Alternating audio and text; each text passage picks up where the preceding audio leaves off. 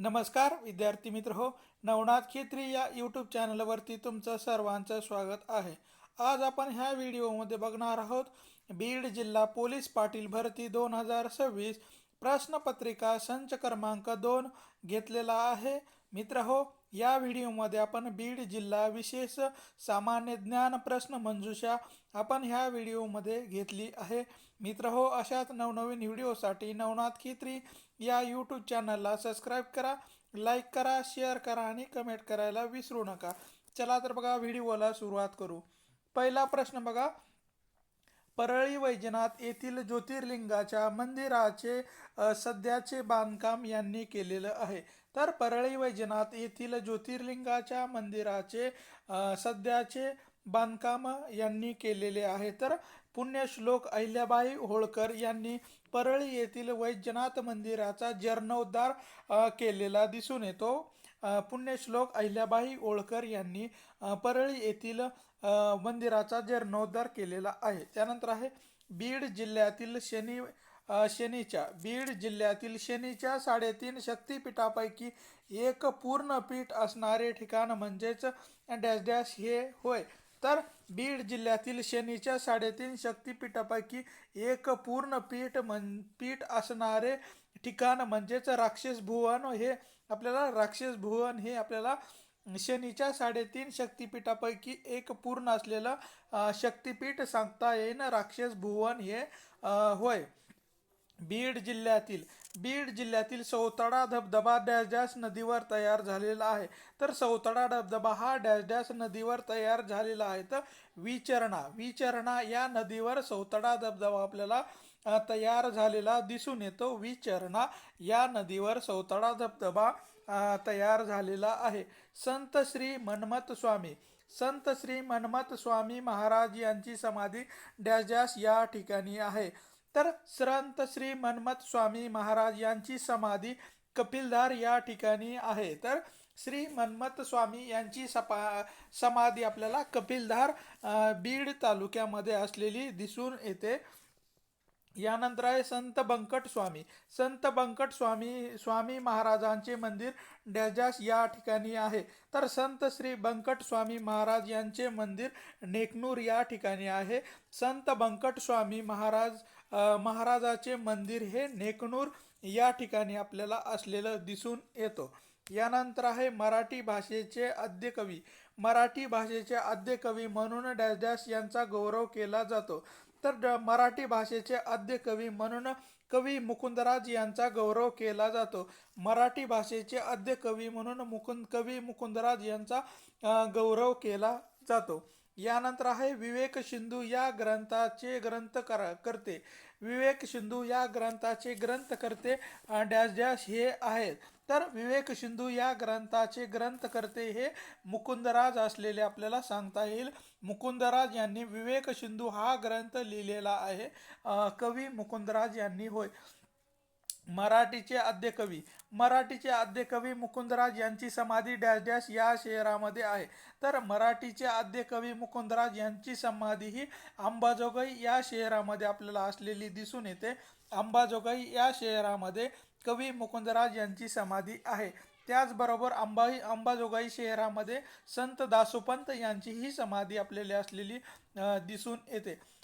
बीड नगरपालिकेची स्थापना dash dash वर्षी झालेली आहे। तर बीड नगरपालिकेची स्थापना डॅश डॅश या वर्षी झालेली आहे। तर 1952 मध्ये ही स्थापना झालेली आहे। पण तसं बघायला गेलं तर 1960 मध्ये आपल्याला महाराष्ट्र म्हणजेच महाराष्ट्र हा निर्माण झाला, तेव्हाच ही नगरपालिका अस्तित्वात आलेली दिसून येते। यानंतर आहे बीड या ठिकाणी डॅश डॅश वर्ग नगरपालिका आहे। तर बीड या ठिकाणी डॅश डॅश वर्ग नगरपालिका आहे। तर अ नंबरची वर्ग नगरपालिका ही आपल्याला बीडमध्ये असलेली दिसून येते। इसवी सन डॅश डॅश मध्ये वडवणी तालुक्याची निर्मिती करण्यात आलेली आहे। तर डॅश डॅश मध्ये वडवणी तालुक्याची निर्मिती करण्यात आलेली आहे। तर इसवी सन 99 मध्ये वडवणी तालुक्याची निर्मिती करण्यात आलेली आहे। इसवी सन 1999 मध्ये 1999 मध्ये 2 तालुक्याची निर्मिती करण्यात आलेली होती. त्यामध्ये वडवणी एक तालुका आणि शिरूर कासार या 2 तालुक्याची निर्मिती ही 1999 मध्ये करण्यात आलेली आहे. राजा हरिश्चंद्र यांचे भारतातील एकमेव मंदिर डॅश डॅश या ठिकाणी आहे. तर राजा हरिश्चंद्र यांचे भारतातील एकमेव असणारे मंदिर डॅश डॅश या ठिकाणी आहे. तर हरिश्चंद्राची पिंपरी पिंपरी म्हणजेच हरिश्चंद्राची पिंपरी या ठिकाणी राजा हरिश्चंद्राचे भारतातील एकमेव मंदिर असलेलं आपल्याला दिसून येतो. आणि ही पिंपरी कुठं आहे तर वडवणी तालुक्यामध्ये हरिश्चंद्राची पिंपरी या नावाने हे प्रसिद्ध आपल्याला असलेली दिसून येते. त्यानंतर आहे वडवणी तालुका डॅश डॅश विधानसभा मतदारसंघामध्ये येतो. तर वडवणी तालुका हा माजलगाव विधानसभा मतदारसंघामध्ये येताना आपल्याला दिसून येतो. वडवणी तालुका हा माजलगाव विधानसभा मतदारसंघामध्ये येतो. यानंतरचा प्रश्न आहे वडवणी या ठिकाणी डॅश डॅश प्रशासकीय यंत्रणा कार्यरत आहे. तर वडवणी या ठिकाणी आपल्याला ग्रामपंचायत प्रशासकीय यंत्रणा कार्यरत असलेली आपल्याला दिसून येते. ग्रामपंचायत ही आपल्याला प्रशासकीय यंत्रणा म्हणून वडवणी तालुक्यामध्ये या ठिकाणी कार्यरत आहे. वडवणी हे शहर डॅश डॅश साठी प्रसिद्ध आहे. तर वडवणी हे शहर डॅश डॅश साठी प्रसिद्ध आहे. तर कापड उत्पादनासाठी आपल्याला वडवणी शहर हे प्रसिद्ध असलेलं दिसून येतं. कापड उद्योगासाठी वडवणी शहर हे प्रसिद्ध आहे. त्यानंतर पाटोदा तालुक्याचा समावेश डॅश डॅश मतदारसंघामध्ये होतो. तर पाटोदा तालुक्याचा समावेश आपल्याला आष्टी या मतदारसंघामध्ये होतो. तर विधानसभा यासाठी आष्टी आणि पाटोदा हे 2 मतदारसंघ एकत्र करण्यात आलेले आहे. पाटोदा हा तालुका आष्टी या तालुक्यातील मतदारसंघामध्ये सामील करण्यात आलेला आहे. यानंतर आहे पाटोदा या ठिकाणी प्रशासकीय यंत्रणा कार्यरत आहे. तर पाटोदा या ठिकाणी कोणती प्रशासकीय यंत्रणा कार्यरत आहे तर ग्रामपंचायत. पाटोदा या ठिकाणी ग्रामपंचायत ही प्रशासकीय यंत्रणा कार्यरत असलेली आपल्याला दिसून येते. बीड जिल्ह्यातील प्रसिद्ध नायगाव मयूर अभयारण्य डॅश डॅश तालुक्यामध्ये आहे. तर बीड जिल्ह्यातील प्रसिद्ध नायगाव मयूर अभयारण्य डॅश डॅश तालुक्यामध्ये आहे. तर पाटोदा या तालुक्यामध्ये आपल्याला मयूर अभयारण्य हे असलेलं दिसून येतो. पाटोदा तालुक्यामधील नायगाव या ठिकाणी मयूर अभयारण्य आपल्याला असलेलं दिसून येतं. केज तालुक्यामध्ये धनेगाव या ठिकाणी डॅश डॅश नदीवर धरण बांधण्यात आलेलं आहे. तर केज तालुक्यामध्ये धनेगाव या ठिकाणी आपल्याला मांजरा नदीवर हे धरण बांधण्यात आलेलं आहे आणि त्यालाच मांजरा धरण किंवा धनेगाव धरण या नावाने पण ओळखल्या जातं. यानंतरचा प्रश्न आहे केज या ठिकाणी डॅश डॅश प्रशासकीय यंत्रणा कार्यरत आहे. तर केज या ठिकाणी आपल्याला नगरपंचायत कार्यरत असलेली आपल्याला दिसून येते. नगरपंचायत ही प्रशासकीय यंत्रणा आपल्याला केज तालुक्यामध्ये कार्यरत आहे. सिंदफणा ही नदी डॅश डॅश या नदीची प्रमुख उपनदी आहे. तर सिंदफणा ही नदी डॅश डॅश नदीची प्रमुख उपनदी आहे. तर गोदावरी या नदीची सिंदफणा ही आपल्याला उपनदी असलेली दिसून येते. गोदावरी या नदीची ही उपनदी म्हणून असलेली दिसून येते. इसवी सन डॅश डॅश मध्ये शिरूर कासार तालुक्याची निर्मिती झालेली आहे. तर इसवी सन 1999 मध्ये शिरूर कासार या तालुक्याची निर्मिती झालेली आपल्याला सांगता येईल. 1999 मध्ये शिरूर कासार या तालुक्याची निर्मिती करण्यात आलेली आहे. शिरूर कासार या ठिकाणी डॅश डॅश प्रशासकीय यंत्रणा कार्यरत आहे. तर शिरूर कासार या ठिकाणी प्रशासकीय यंत्रणा कार्यरत आहे. तर ग्रामपंचायत आपल्याला ही प्रशासकीय यंत्रणा कार्यरत असलेली आपल्याला दिसून येते. ग्रामपंचायत ही होय. माजलगाव शहर हे डॅश डॅश नदीच्या काठावर वसलेले आहे. तर माजलगाव शहर हे डॅश डॅश नदीच्या काठावर वसलेले आहे. तर माजलगाव शहर हे शिंदफणा या नदीच्या काठावर वसलेले आहे. शिंदफणा या नदीच्या होय. माजलगाव या ठिकाणी डॅश डॅश प्रशासकीय यंत्रणा कार्यान्वित आहे. तर माजलगाव या ठिकाणी नगरपालिका ही आपल्याला प्रशासकीय यंत्रणा कार्यान्वित करण्यात आलेली दिसून येते. नगरपालिका ही प्रशासकीय यंत्रणा माजलगाव या ठिकाणी कार्यरत आहे. त्यानंतरचा प्रश्न आहे, बीड जिल्ह्यात डॅश डॅश या ठिकाणी भारतातील 5वे ज्योतिर्लिंग आहे. तर बीड जिल्ह्यातील परळी या ठिकाणी भारतातील 5वे ज्योतिर्लिंग असलेले आपल्याला दिसून येते. परळी या ठिकाणी होय. परळी वैजनाथ या ठिकाणी डॅश डॅश प्रशासकीय यंत्रणा कार्यान्वित आहे. तर परळी वैजनाथ या ठिकाणी नगरपालिका ही आपल्याला प्रशासकीय यंत्रणा कार्यान्वित करण्यात आलेली दिसून येते. नगरपालिका ही परळी या ठिकाणी प्रशासकीय यंत्रणा म्हणून काम बघत आहे. परळी वैजनाथ या ठिकाणी 12 ज्योतिर्लिंगापैकी डॅश डॅश ज्योतिर्लिंग आहे. तर 5व्या क्रमांकाचं आपल्याला परळी वैजनाथ येथील ज्योतिर्लिंग हे 5व्या क्रमांकाचे ज्योतिर्लिंग असलेलं आपल्याला सांगता येईल. यानंतर आहे गेवराई शहराचे पूर्वीचे नाव डॅश डॅश असे होते. तर गेवराई या शहराचे पूर्वीचे नाव डॅश डॅश असे होते. तर गौराई आपल्याला हे गेवराई या शहराचे पूर्वीचे नाव असलेलं आपल्याला सांगता येईल. गौराई या नावाने गेवराई हे शहर पूर्वी प्रसिद्ध होते. सन 1873 मध्ये सन 1763 मध्ये बीड जिल्ह्यातील गेवराई तालुक्यामधील लढाई झाली होती. या ठिकाणी मराठे आणि निजाम यांच्यामध्ये लढाई झालेली होती. तर सन 1763 मध्ये बीड जिल्ह्यातील गेवराई